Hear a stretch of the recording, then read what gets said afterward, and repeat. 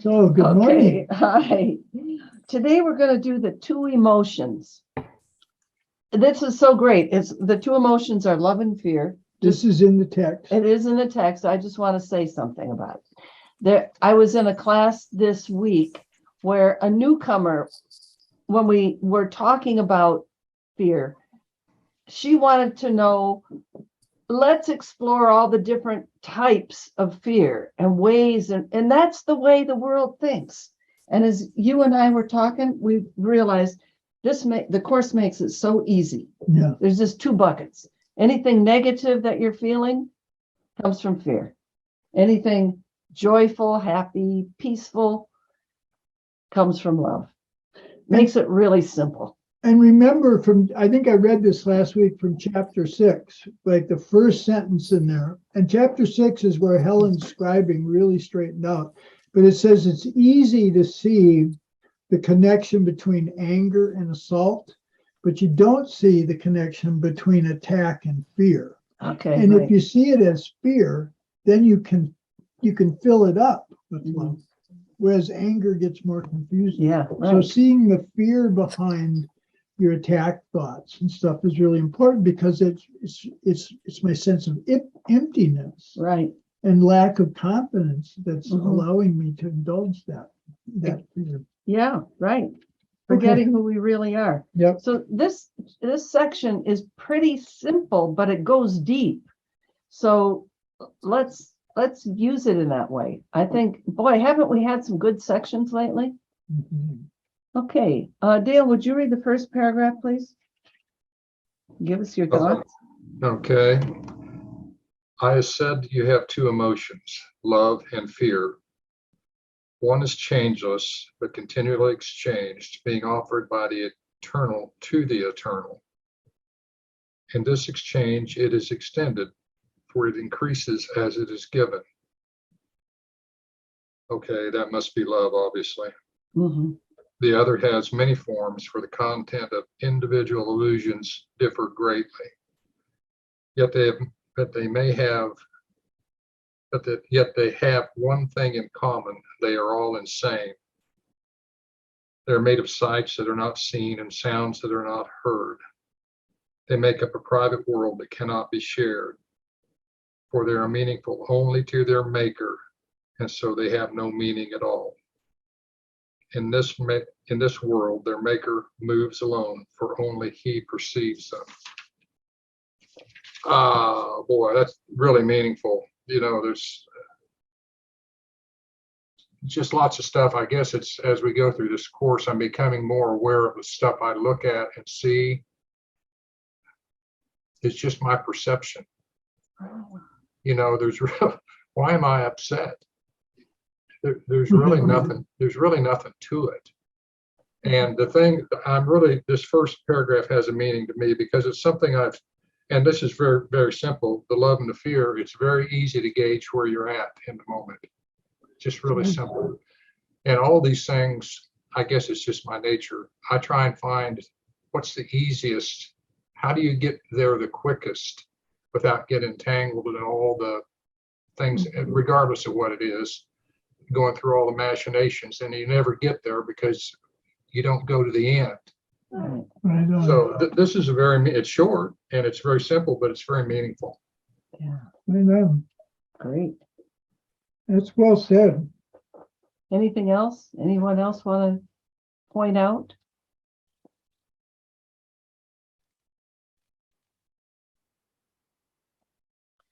Well, what occurred to me when I was reading this is how it's all in our head. It's like what Dale was saying. It's just my perception. It's like, if I'm thinking about what somebody did yesterday, where is that? It's in my story, in my constantly repeating version of what happened. And that version is only coming from a filtered viewpoint if it's coming from fear. And it's also rooted in the past. Yeah, that's right. You know, it's what happened yesterday or 5 minutes ago when somebody said something to me. Yeah.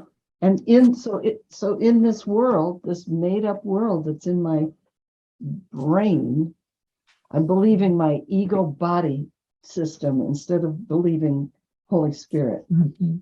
When I'm doing that, I'm all alone.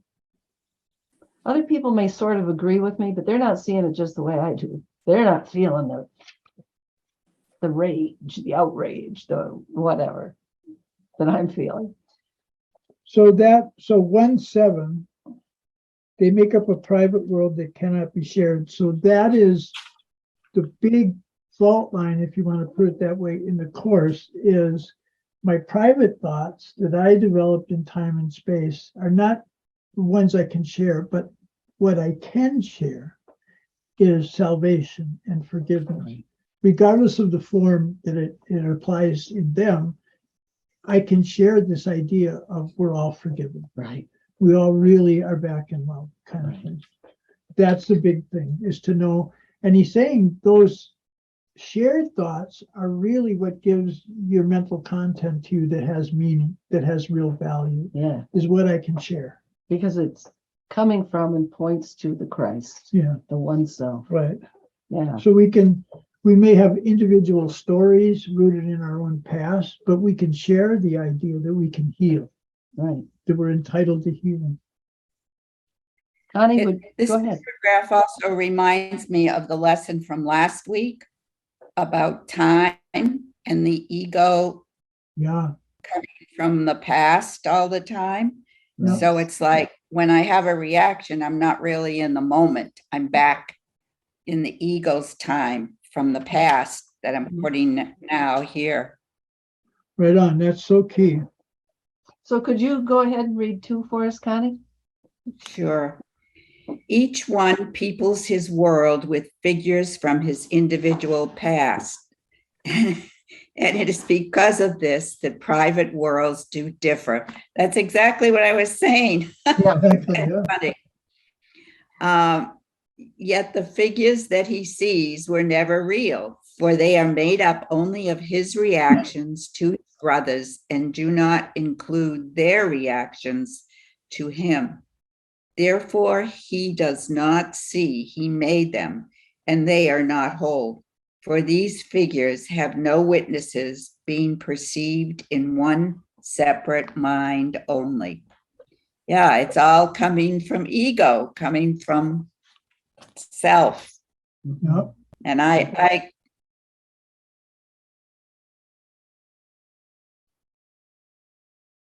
got upset this morning about some, and as I texted the person, and then I was like, what is this? Why am I getting upset about this?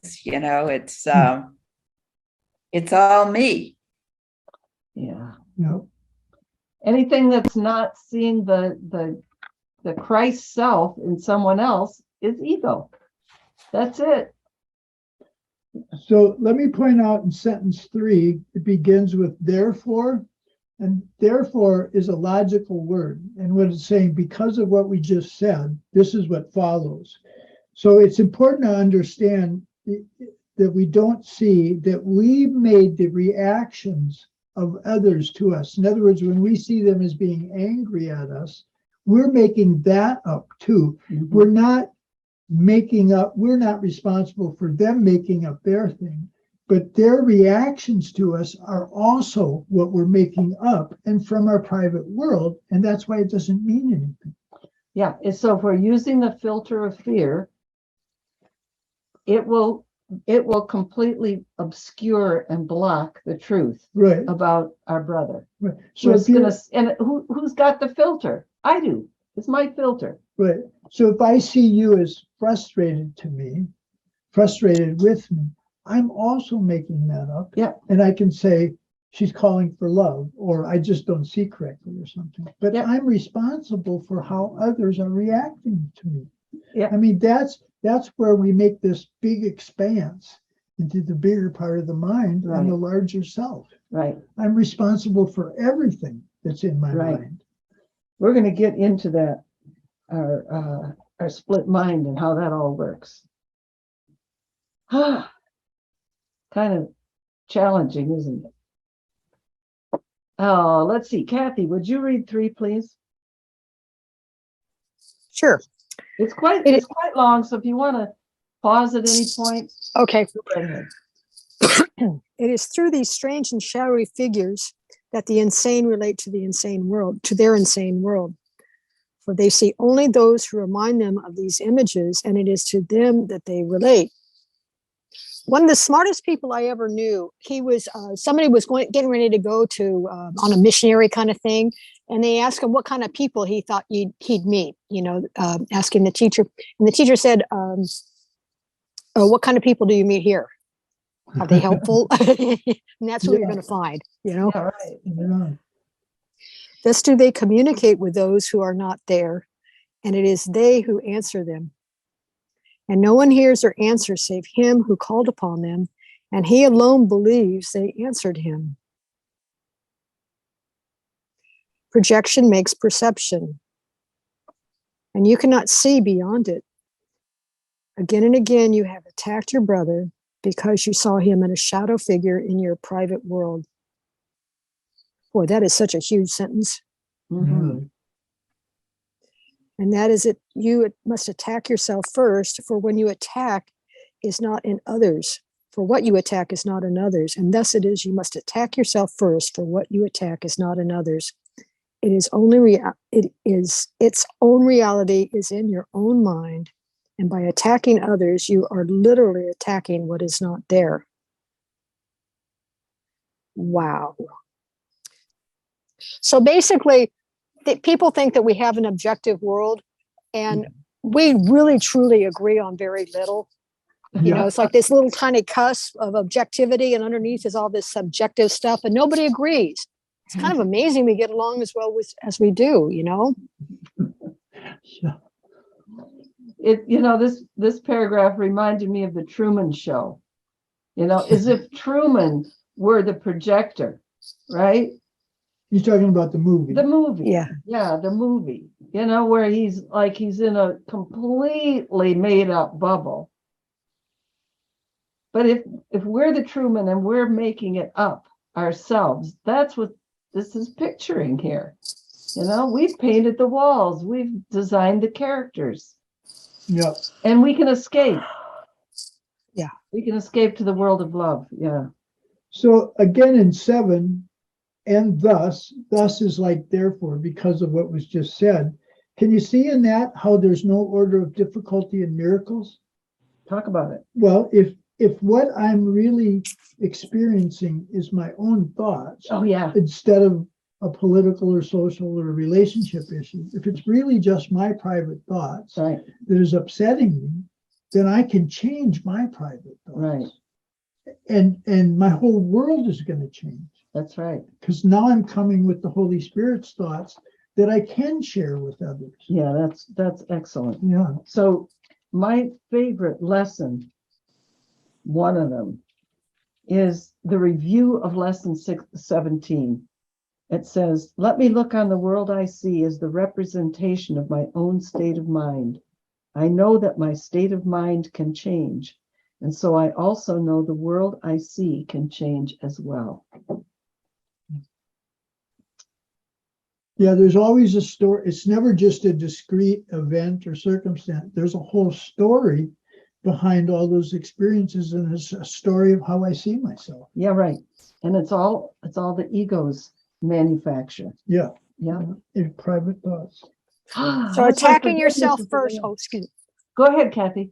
Well, attacking yourself, when you attack others, you attack yourself first. That ideas leave not their source. It's just, once again, it's really underlying. Right. It does say the same thing over and over and over. That's why it's so important to pay attention. Am I thinking with love or with fear? And pay attention to the emotion. Mhm. Because if you just go with the projection, how people talk. People think that it is, he did it to me. That situation hurts me, right? It's like, unless we recognize how I feel, I won't recognize that I'm crucifying myself with my attack thoughts. Mm. It'll just all be about the situation out there. That's why the Course says the ego seeks allies Mhm. to reinforce my beliefs. They're not really looking for friends. It's like reinforce how awful I've been treated by whatever. Right. Right. Could I ask a question, please? So if we have somebody attacking us, it's our job to not to respond to that, just extend them love. Is that's what we're to do? But it's important to remember that we're not just talking about behavior, right? I mean, if somebody's physically attacking us, Yeah. I mean, depending on where you're at, if you're a Gandhi or whatever, if we're not talking about behavior, we're talking about the mental level right now, Right, in yeah. terms of attack. Right. Right. Anger. You know, calling names, that kind of thing. So Yeah. Jesus is the model. Go ahead, Dale. Yeah, that's what I was talking about. Yeah, Yeah. just anger and vicious verbal attacks that are unwarranted and really there's no basis to it. Right. Right. So, you know, he says he's not asking, he's the model, but he's not asking for martyrs, but for teachers. And there's a place that's not in this edition, but it was in the original notes where it said, I'm never asking you to accept violence, that kind of thing. Yeah. Because otherwise we could put up with abuse and say I'm being holy by that. There's a lot in the course about sacrifice. And it's telling us, do not sacrifice, do not confuse love with sacrifice. So, you know, you have to ask for guidance on these things. Is there anything else in paragraph 3 that anyone wants to point out? I just want to say I'm having a really unstable internet and you're all freezing, so. Okay, but if you stay on without your video. Yeah, that's what I'm gonna do. Okay, thank you. Laura, did you want to make a comment? No. Okay. Okay, so it's Kathy's turn. Would you, Kathy did read 3. Eric, would you read 4, please? Yep. The delusional can be very destructive, for they do not recognize they have condemned themselves. They do not wish to die, yet they will not let condemnation go. And so they separate into their private worlds where everything is disordered and where what is within appears to be without. Yet what is within they do not see, for the reality of their brothers they cannot recognize. It's like we just said, that it's quite amazing that the world's not as not even more chaotic than it actually is, really, when you consider what we're doing. Yeah, the word condemnation, they don't wish to die, yet they will not let condemnation go. The what's the lesson? Only my condemnation injures me. No. Right. Yeah. Only my own forgiveness sets me free. Yeah, yeah. So anything that's causing me injury is because I've condemned somebody or something. I've made that judgment myself, haven't I? Yeah. I've separated it into my own individual thought process of what's right and what's wrong. Yeah. Yeah. I noticed a couple of times lately when I got into, you know, just the smallest amount of righteousness because people weren't doing the right thing.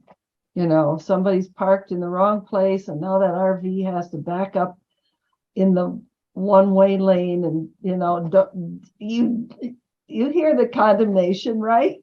It's like, well, just let it be. I mean, really, I'm watching this, you know, and it's like making them wrong, thinking about calling the, you know, Forest Service to come and get these cars out of the way that are parked in the way, and like the rules.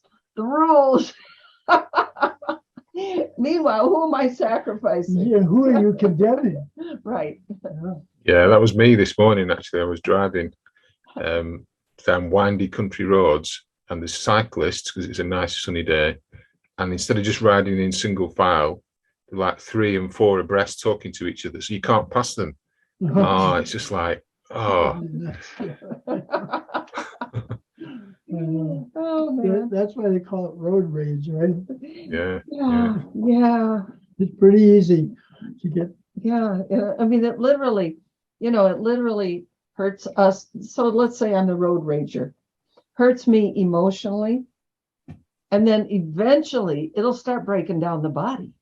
It's like, Mm. and that's why forgiveness is healing. It heals on all levels. Yeah.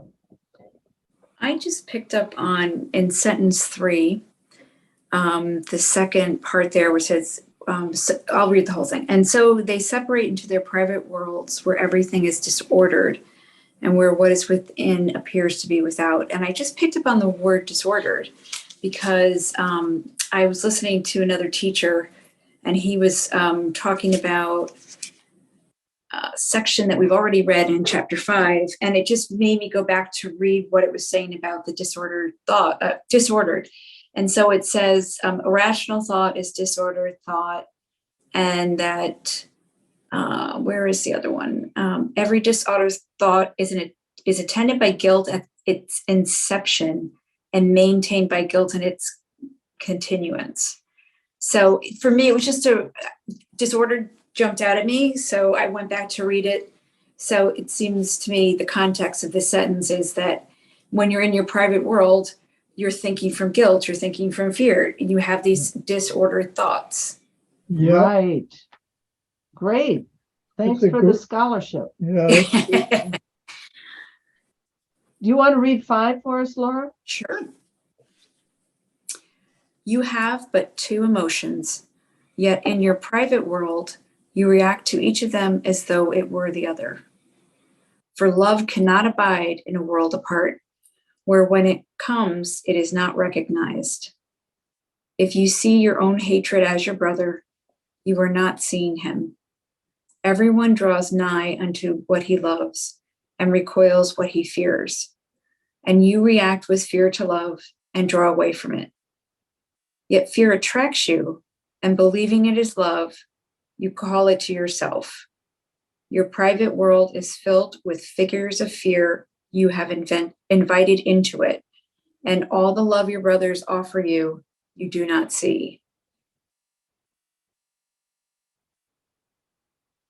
Yeah, sentence 1, you have but 2 emotions, yet in your private world, you react to each of them as though it were the other. It is truly the definition of insanity. Yeah. Mm. It really is. That So, private world is just trouble. I'm sorry, I spoke in front of you. What'd you say? I said that private world is just a bunch of trouble. Yeah. Yeah, it is. And we let go of it through forgiveness, or by saying one of these lessons, one's like, I do not know what anything means. I mean, those are some of them that really helped me to unzip from that fear world. Yeah, clutching onto it. Yeah. So let's look at 5:5, and you react with fear to love, or no, sentence 6, 5:6. Yet if fear attracts you, believing it's love. So how would we think fear is love? That's because we think fear can keep us safe. Like I Right. need to be aware of that class of people and how they react and how they. So I'm believing fear is keeping me safe, and it's the one thing that's endangered. That's right. It hurts you as soon as you entertain it. You know? Yeah. And then we think that it's loving to be afraid for someone else. I'm going to be afraid of what happens to my, have you ever seen helicopter parents? It's like hovering over those little babies and making sure everything is safe. And the poor little kid is getting this like vibe of fear, not safety, because that's what's going on. But the parent believes it's loving. We have to forgive ourselves when we think like that. Helicopter parents. Yeah. That's a new term. Oh, okay. Go ahead. When you just said I don't know what anything means. Uh-huh. That stirred up a fearful emotion in me. And it was in context of looking out on the world. Right. It's because I'm supposed to know, that's what I'm supposed to know. Right. And to let go of that, I want to be fearful, I want to be angry, and it's hard to do. Yeah. Absolutely. But the more light we shine on it, the Yeah. more we say, oh, that doesn't work so well. I really don't want to do it that way. Right. Yeah. But it's good not to don't underrate the difficulty Yeah. of there's no order of difficulty in miracles, for instance. It's really, Yeah. we wouldn't even be in time and space. It's a very deep thing Right. to think that fear is going to tell us what to avoid and what to seek. And whatnot. It's very deep. Right. Like if I'm driving down the road and my tire goes off the road a little bit and the car's going bump, bump, bump, immediately my heart is pumping in fear. There's not even any thought involved in it almost. I know this is the heritage of our animal bodies. It's like our senses are designed to look for threat to preserve the body. So it's when we say, I am not a body, I am free, I am spirit, I am still as God created me, I'm using this body. Then it's not then our guide. Yeah. Yeah. And that's all it is. It's like, it's a good thing. It's a wonderful instrument, but it doesn't know what's going on. And if we listen to the body all the time, we're just coming from fear. No. So Connie found her way back. No. Oh, good. And it's important to remember always the split mind, because when we are coming from love, we do know what we're talking about. We do understand. Right. Yeah. Right. The only thing, Jan, I was just going to say one more. Sorry. Yeah. Just from a psychological perspective, I kind of get that, fear of love, and fear is, as you say, it's comfortable because it's, my anxiety keeps me safe. It tells me all these things. And, as many people inform, I have experienced hurt through love. And it'll be the three things you always say, that it's either going to enslave you. What are the other things you say? Enslave you or obligate you? Enslave you, abandon you, or attack you. That's the ego's total content. Enslave you, abandon you, or attack you. Yeah. That's the beginning of 12. Chapter 12. Chapter 12. Yeah, it's like, don't get too close to people, because friends will abandon you. Yeah. Those are fall in love. that's the kind of thinking we can uncover. Right. Yeah. Okay. Let's start again at the top with Dale. Oh, Connie used to be up here. well, doesn't matter. Okay, Paragraph 6. Yeah. Yes. Okay. As you look with open eyes upon your world, it must occur to you that you have withdrawn into insanity. Well, that's kind of what we were just talking about a minute ago, that looking out that I don't know what any of it means. And that's scary. Yeah. But it is to me. It's scary to me. Very But good. I'm forcing myself to, this just doesn't mean anything. And I'm getting better at it, but it is scary. Yeah. Love arises like a parachute, or like a soft landing. You can say that, I don't know what anything means, and turn to love or to Holy Spirit and say, you judge this for me, and you will have a happier experience, so that you're not in that void. Okay, that's But good. But again, remember in chapter 6, the message of the crucifixion, Jesus said, he took this pagan belief that you have to for the tribe to be safe, you have to sacrifice the innocent kind of idea. That's a deep, sort of belief. But what he was saying, the reason I chose crucifixion, where I was tortured and finally murdered, to show you that I was unaffected by that, but to show you in much less tempting circumstances, You can choose otherwise. Mhm. Because I did, even when I was tortured, Mhm. even when I was murdered. And he's not expecting, like he said, you don't have to do what I did. Not but you- martyrs, but teachers. Yeah, you can learn from mine, right? Yeah. Okay. You see what is not there, and you hear what makes no sound. Your manifestations of emotions are the opposite of what the emotions are. Fearing I- love and loving fear. Okay. Oh, okay. All right. You communicate with no one, and you are as isolated from reality as if you were alone in all the universe. In your madness, you overlook reality completely, and you see only your split mind everywhere you look. God calls you, and you do not hear, for you are preoccupied with your own voice, and the vision of Christ is not in your sight, for you look upon yourself alone. Wow, there's a lot there. I think it's just a matter of training our minds to see the world differently. Yeah. You know, from moment to moment. Sometimes we do better, sometimes we don't. I know with me, it depends on the intensity of the appearance, how I can do it. The smaller things, I can go, okay, that's nothing to that. But things that are really intensely personal, like family relationships or something, are much more difficult. But Mhm. the answers, it seems like the answer is the same to all of it, regardless of what it is. Yeah. Yep. That's true. I will forgive and this will disappear. That's part of what the mind training is remember, it's Mhm. there's one problem, one solution. Right. You know, this line at the top of the page, you see only your split mind everywhere you look.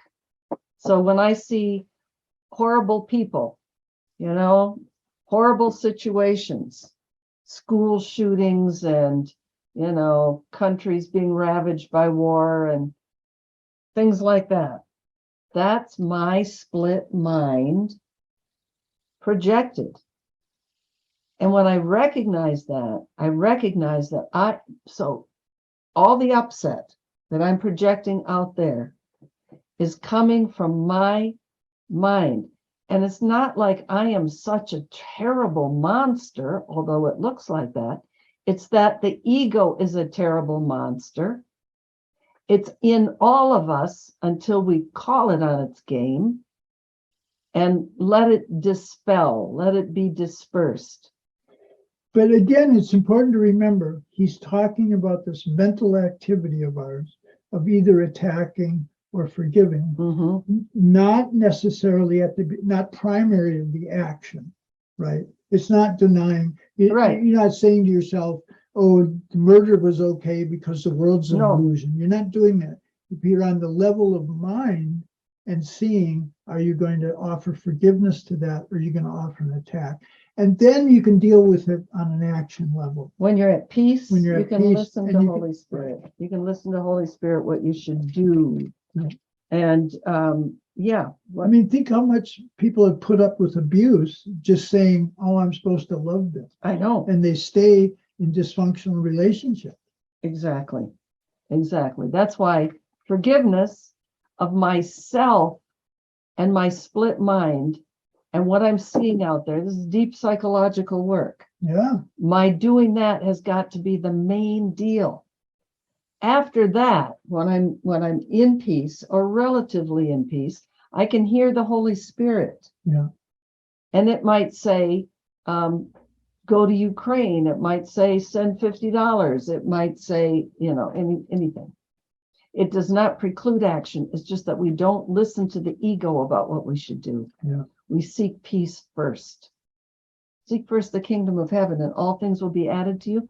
That means there's no order of difficulty in miracles when you choose peace first. So whatever my perceptions are, if I offer forgiveness to myself or others or both, then my mind's quiet enough so I can hear the Holy Spirit guide me on what to do, Right. where to go, what should I say to whom, you know, all that. Exactly. But I have to come from the peace to be able to hear. I wonder why Connie's got a telephone book in her arms. Oh, because she's using, oh, it's the distortion. So Connie, could you read 7 and break it up any way you want? It's long and your comments are appreciated all along the way. Are you able to hear me? Yes. Okay. Little child, would you offer this to your father? For if you offer it to yourself, you are offering it to him. That again reminds me that we're all one, Yeah. Mhm. one with the Father. For if you, and he will not return it, for it is unworthy of you because it is unworthy of him. And when I read that, and he will not return it, I immediately thought, because it's just worthless. Mhm. Yeah. Yet he would release you from it and set you free. His sane answer tells you what you have offered to yourself is not true, but his offering to you has never changed. You who know not what you can learn, you who know not what you do can learn what insanity is and look beyond it. It is given you to learn how to deny insanity and come forth from your private world in peace. You know, I'm really getting that more and more lately. Like this morning, the situation I had, what I did was text, it was my granddaughter. I texted I texted something, and after I texted something, I was a few minutes later, it was like, I don't know, I heard this voice saying, that was a stupid thing to text. You know, it's all about you. And, you know, the situation, it's just, I could see how my ego just was like playing out, raging, and it's so ridiculous, worthless. It is given you to learn how to deny insanity and come forth from your private world in peace. You will see all that you denied in your brothers because you denied it in yourself, which is denying the love with my brother. Mhm. For you will love them, and by drawing nigh unto them, you will draw them to yourself, perceiving them as witnesses to the reality you share with God. I am with them as I am with you, and we will draw them from their private worlds, for as we are united, so we unite with them. And we will draw them from their private worlds. I hope my granddaughter withdraws from her private world. The Father welcomes all of us in gladness, and gladness is what we should offer him. For every son of God is given you to whom God gave himself, and it is God whom you must offer them to recognize his gift to you. Yeah, and it is God whom you must offer them. So offering them love, Yeah. and that's sometimes challenging, but I'm getting better at it. I mean, I really got it this morning, you know. It's like, and I could see how my reaction was all from fear, you Mm. know, and it's not a fear of the situation. I mean, the situation was she took my body wash and shampoo from the shower. So I got in the shower and I'm not wet. I'm all wet and I don't have them, right? And it's like, what am I afraid of? It later on, I was thinking, you know, it's so ridiculous. Mm. And there was a thing of blackjack, which is a man's stuff. And so I used that. And so I come out smelling like my son, and the dog was all over me because I smell like my son. So it's like, you know, why did I the whole thing? It's just my fear of of not being acknowledged, not being important, not being respected, all that crazy stuff that's from the past. Isn't that great to see it and to be able to laugh about it? Yeah, 20 minutes after, but yes. That's great. Good enough, yeah. And so what it said was, you who know not what you do, right? I mean, when you were upset, it's like being in Dumbville, Yeah, But that's, it's not bad.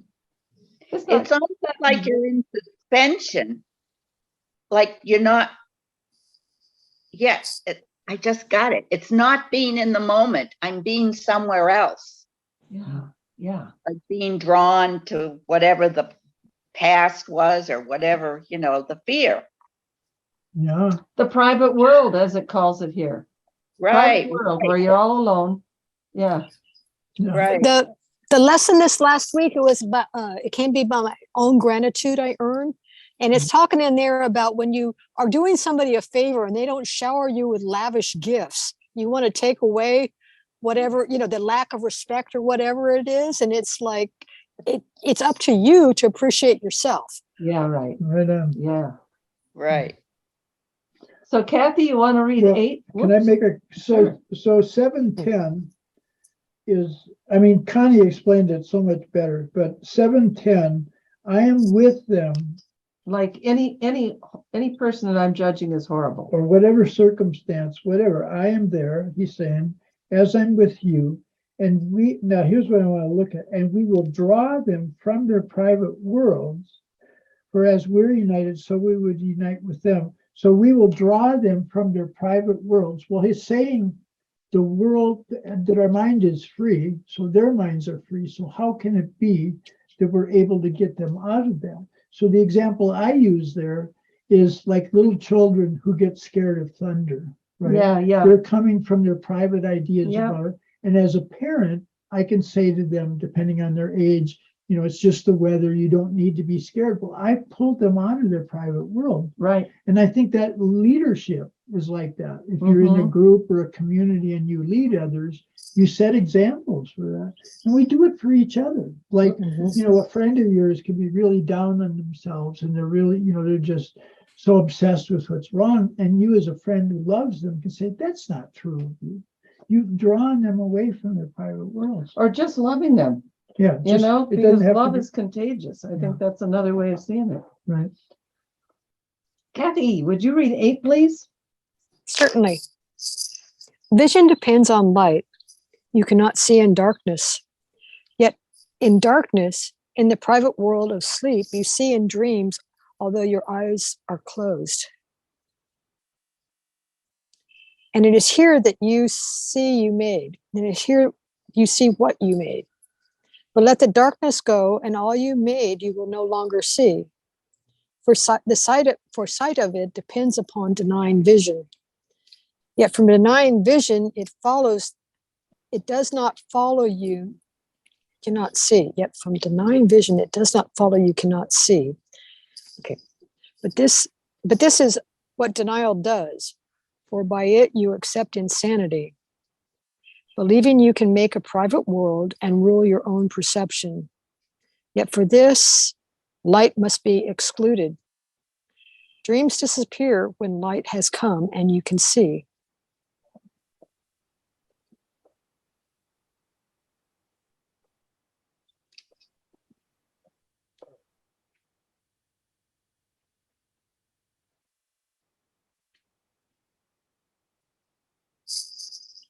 Any comments?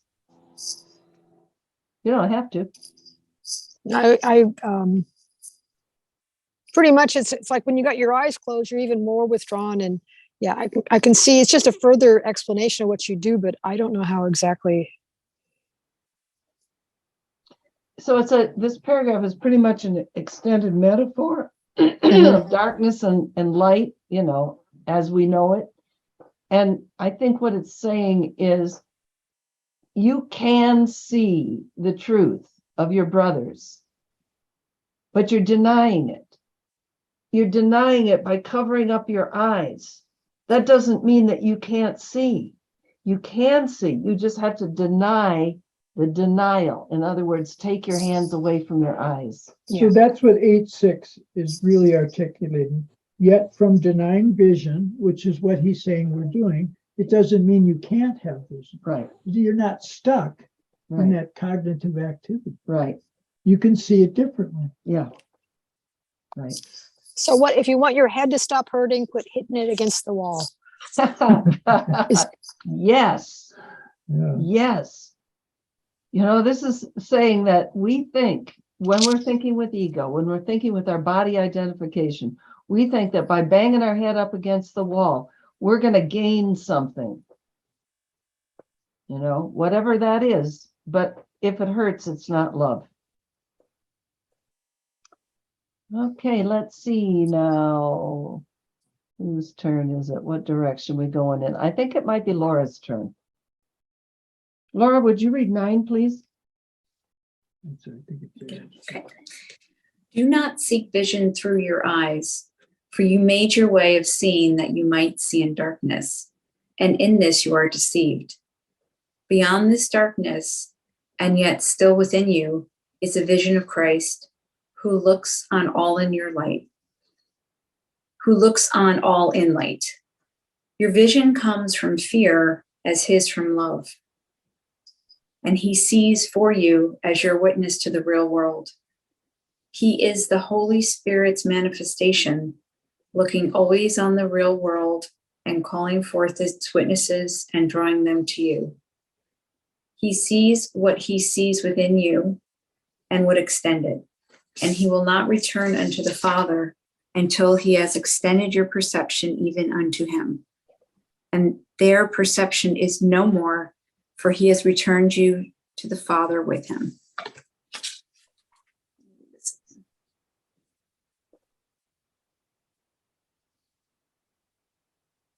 So in sentence 5, he is the Holy Spirit's manifestation.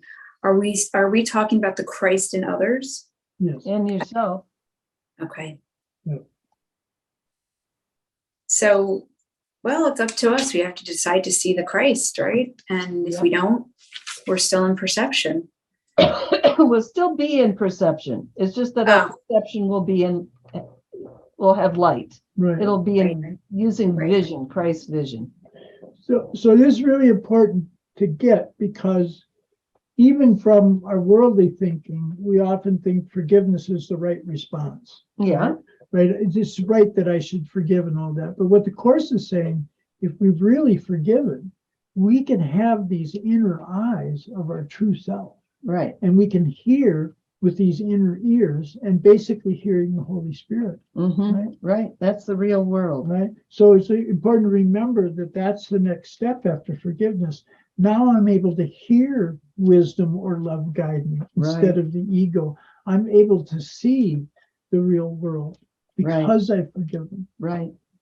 So when we see other people and situations with the eyes of Christ, in the way that the Holy Spirit would see them, and all we have to do is be willing, that's all, just be willing to do that, then we see the real world. In other words, we stop hurting. The real world, there's no pain. So you might see other people as causing their pain, but they know not what they do. And you're there just to represent light, truth, love for them. Yeah. Drawn from their private world. Yeah. But let Holy Spirit do that. You know, it's like, just do your inner work. All of this, the world will change when we do our inner work. And we'll see the real world.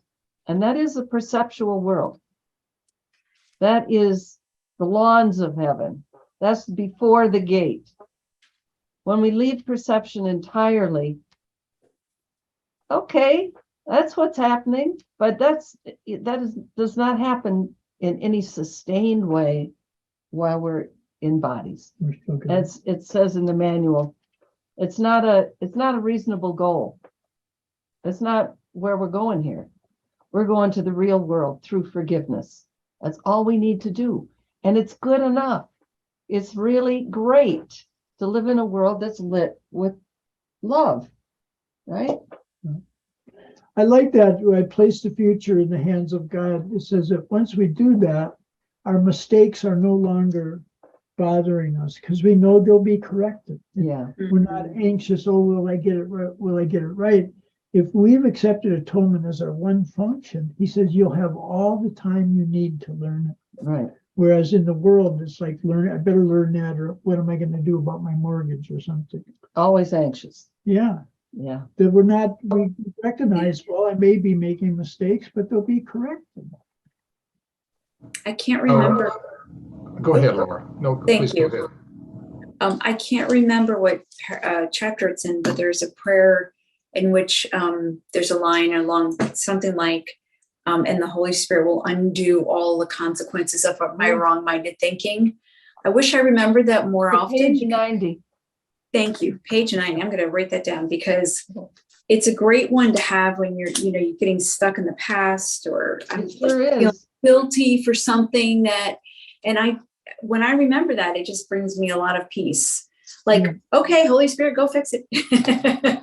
I made a mess of it. But. Right. He'll undo all the consequences of our wrong decision if we'll let him. That's awesome. And even just having faith that's, even if it doesn't happen in that moment, you have faith that says, this is going to change. This will change. It's not my business. It's Holy Spirit. Dale had something to share. Yeah, it seems to me that, the first sentence, do not seek vision through your eyes, that's, to me, is talking about the physical eyes. Yeah. But when I try to see somebody differently, it comes from my feeling nature. Yeah. It's moving from the head to the heart, where you see them differently by making a decision to go to your heart and your feeling nature. Absolutely. Absolutely. Those two buckets, fear and love, when you're in the love bucket, you're in your heart. Yeah, that's awesome. Thank you for that. And it's like that lesson, miracles are seen in the light. The instruction in that is you have to instruct your mind clearly. I mean, the only way we can get to those feelings and thoughts, he said, you have to instruct your mind clearly. I'm not a body. Right. Then you could get to those other feelings, right? Because from a body standpoint, it's screwed. I have to say that can't be, but I am a body. I'm not a body. I'm free. So, Eric, would you read 10, please? You have but two emotions, one you made and one was given you. Each is a way of seeing, and different worlds arise from the different sights.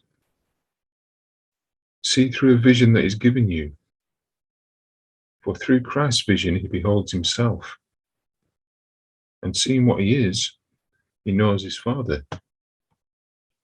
Beyond your darkest dreams, he sees God's guiltless Son within you, shining in perfect radiance that is undimmed by your dreams. And this you will see as you look with him, for his vision is his gift of love to you, given him of the Father for you. Yeah, you've made fear, and love is given you. Yeah. That's a good way of looking at it, isn't it? Yeah. Everything that's fearful, you've made it up. And love is what you really are. That's what you've been given.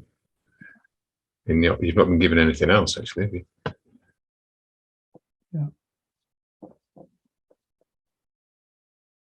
So notice the kind of sentences that are in that paragraph. They're descriptive of what's possible for us. As opposed, a lot of sentences are injunctions. They say, do this, or don't do this, right? They're injunctive. But this is descriptive, saying this is what can be the case for you. All right. Yeah, it gets pretty hopeful after it got dark.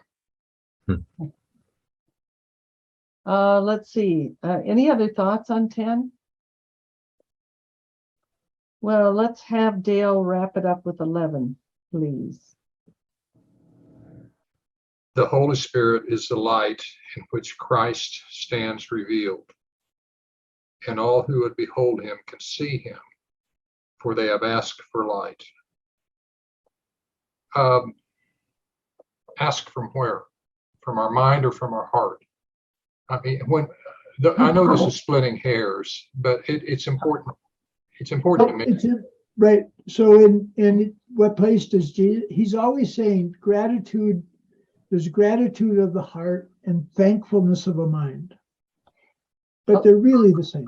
They're really the same because there's only one thing. But Ken Wapnick's little description with the blue dot is helpful here, because we don't know who we are. So you're asking for, who am I?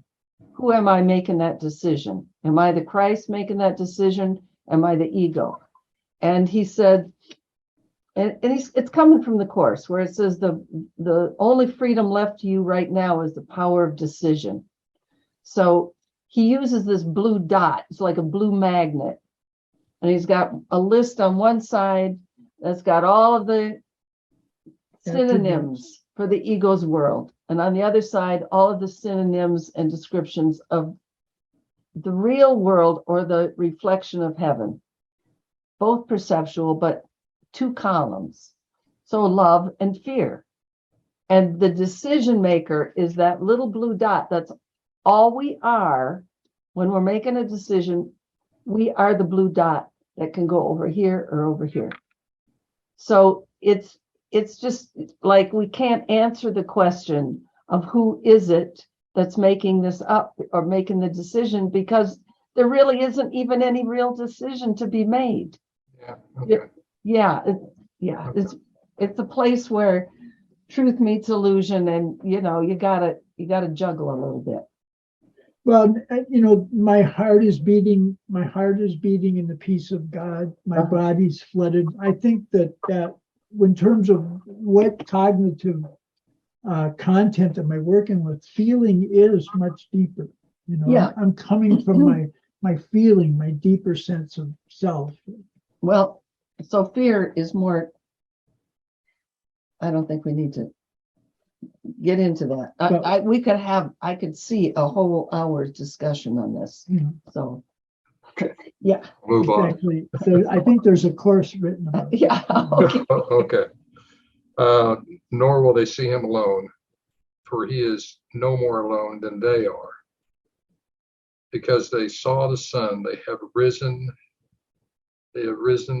in him to the Father. And all this they will understand, because they looked within and saw beyond the darkness the Christ in them and recognized him. In the sanity of his vision, they looked upon themselves with love, seeing themselves as the Holy Spirit sees them. And with this vision of truth in them came all the beauty of the world to shine upon them. Well, there's a lot said there. I think it just goes back to the same idea we've been discussing as seeing the Christ in everybody that you can. Everybody. I can look at you too, and you very pleasant, likable people, and I can see the Christ in you. That's easy to do. Some other places it's not as easy to do, but it's still the same. It's still the same thing. Yeah. So I think that's what he's saying. It's just training ourselves to see, and regardless of any situation, the things that are appearing for our eyes really have no power, no substance, and transferring that into seeing the love, the Christ in everything that we see, and ask. And if we can't get there, we take it until we get to peace, and ask for guidance. And then once we feel that peace, we'll let it go on our day. There you Right go. on. Right There you on. go. And I love that last line. And with this vision, when we see the Christ in my brother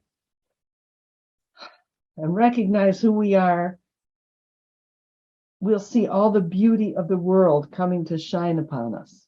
And that's the real world. That is a world, earth.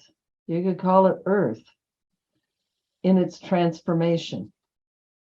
It says God doesn't forgive because he's never condemned. We're getting to that place where condemnation means nothing. We're seeing with the eyes of Christ. We're seeing we're seeing just the beauty. You know, there's places in the Course where it says, when you practice forgiveness here, offer forgiveness, even in heaven, the lights shine brighter. Even in heaven. It's this idea of earth and heaven coming together. Yeah. Any last thoughts? Boy, I've been psyched about this chapter 13. It seems like every week it's like, whoa, this is great. Yeah. So I thank you so much for doing this with us. We've been doing this. I think this is going to be number 97. Is that amazing? Yeah, I'm really tickled that we're still working together. It's Yeah. really fun. We're very blessed that you come here with us and share your study. Yeah. Okay. Any other thoughts? It's the words, they looked within and saw beyond the darkness. I mean, it's not saying you don't see the darkness, but it's saying you somehow know that there's something beyond it. Right. Wow. And that's it, isn't it? It's just that knowing somehow, that grace to see that there's something beyond what we perceive ourselves to be. Right on. That was great. Thank you for pointing that out. When you read that or quoted it, I got this idea of looking through a dark room to an open door with a bright light there. And when we know that that's where we're going now, right now, not after I die, but right now the light is here. That it just really illuminated that for me. Thank you. Okay. Let's stop the record. Okay. Thank you for being here. Stop the record.